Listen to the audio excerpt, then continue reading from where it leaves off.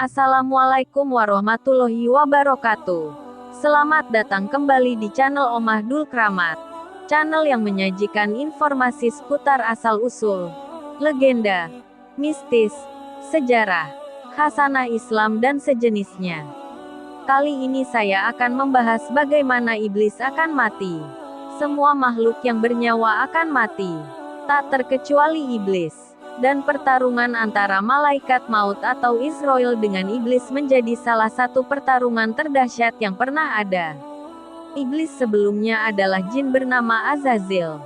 Ia sangat taat kepada Allah, sehingga Allah mengangkatnya untuk tinggal bersama para malaikat dalam surganya. Iblis begitu tunduk dan sangat memuliakan Allah. Namun ketika Nabi Adam diciptakan, dan semua makhluk diperintahkan Allah sujud padanya, iblis menolak. Iblis merasa dirinya lebih mulia daripada Nabi Adam, karena dia diciptakan dari api, sedangkan Nabi Adam dari tanah. Karena kesombongannya itu, iblis diusir dari surga, dan meminta kepada Allah Subhanahu wa Ta'ala untuk ditunda kematiannya. Iblis adalah makhluk ciptaan Allah yang ditangguhkan kematiannya oleh Allah Subhanahu wa Ta'ala hingga hari kiamat. Iblis diberikan kekuasaan oleh Allah untuk menyesatkan manusia sebanyak-banyaknya hingga akhir zaman nanti. Dan bisa kita lihat sekarang ini, sudah banyak sekali manusia yang sudah disesatkan oleh iblis laknatullah. Walaupun mendapat penangguhan waktu, iblis tetap makhluk Allah yang akan merasakan kematian.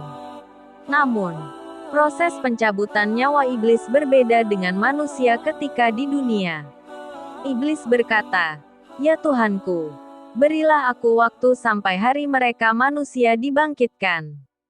Sesungguhnya, kamu termasuk orang yang diberi waktu, sampai batas waktu yang telah ditentukan." Quran Surat Al-Hijr ayat 36-38.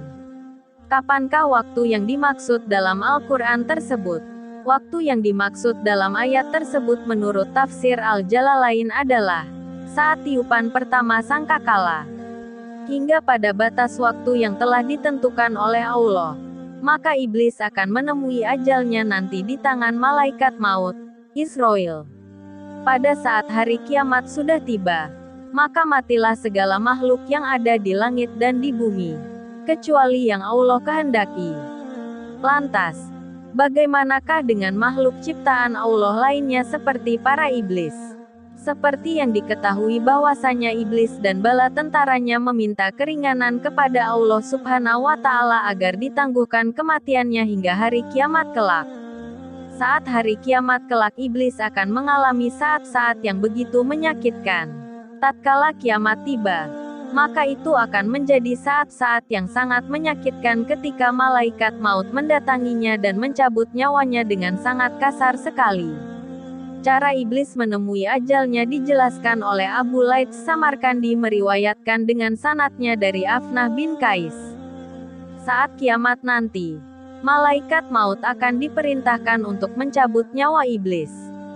Allah Subhanahu wa Ta'ala memerintahkan malaikat Israel, "Aku telah menjadikan padamu pembantu sebanyak orang yang pertama hingga orang yang terakhir, dan aku telah memberikan kekuatan penduduk langit dan bumi. Aku pakaikan kepadamu pakaian murka dan kemarahan. Maka turunlah dengan membawa murka dan kemarahanku kepada si celaka dan terkutuk iblis. Maka rasakan kepadanya, yaitu iblis, kepedihan yang telah dirasakan oleh orang yang terdahulu hingga terakhir dari golongan jin dan manusia, berlipat-lipat ganda. Dan hendaknya kamu membawa 70.000 malaikat yang kesemuanya penuh murka dan kecemasan, dan kabarkan kepada malaikat Malik supaya membuka pintu-pintu neraka." Iblis sangat ketakutan akan dicabut nyawanya hingga lari terbirit-birit menghadapi keperkasaan sang malaikat maut. Kemanapun iblis sembunyi, malaikat maut akan menemukannya. Maka muncullah Israel di hadapan iblis, dengan wajah yang dapat membuat seluruh penduduk langit dan bumi mencair, sebab sangat mengerikan terhadap bentuknya.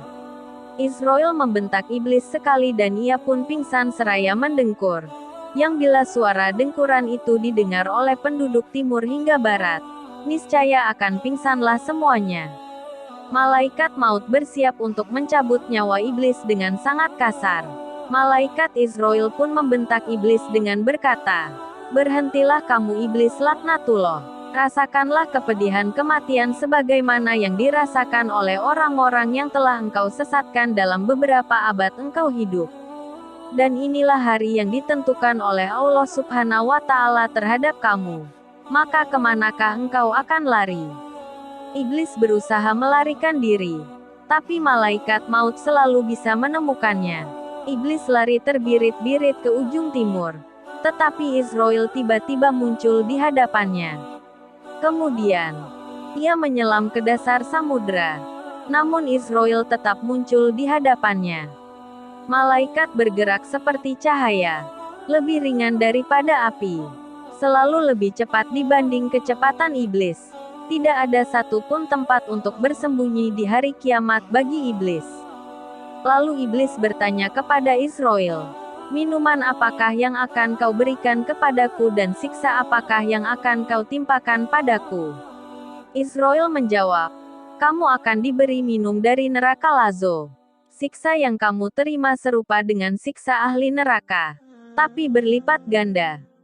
Mendengar hal itu, iblis jatuh terguling-guling.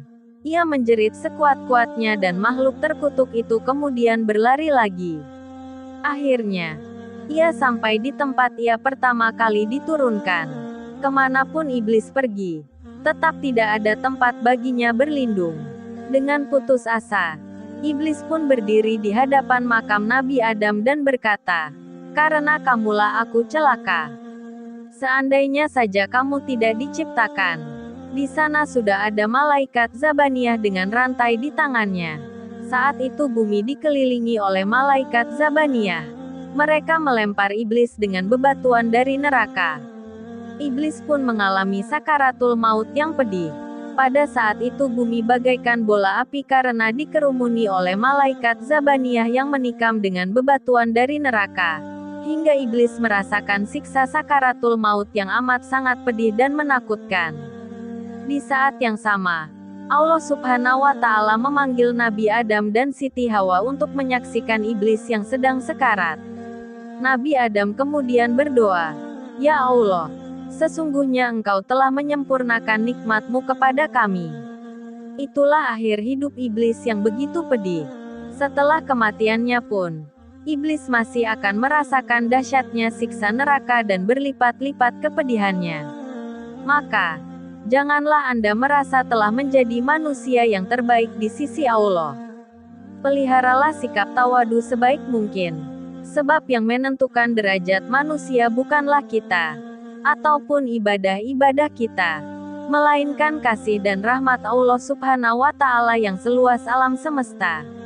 Wallahu a'lam. Silahkan yang menyukai informasi ini like dan subscribe dan nantikan kisah-kisah lain di channel Omah Dul Kramat.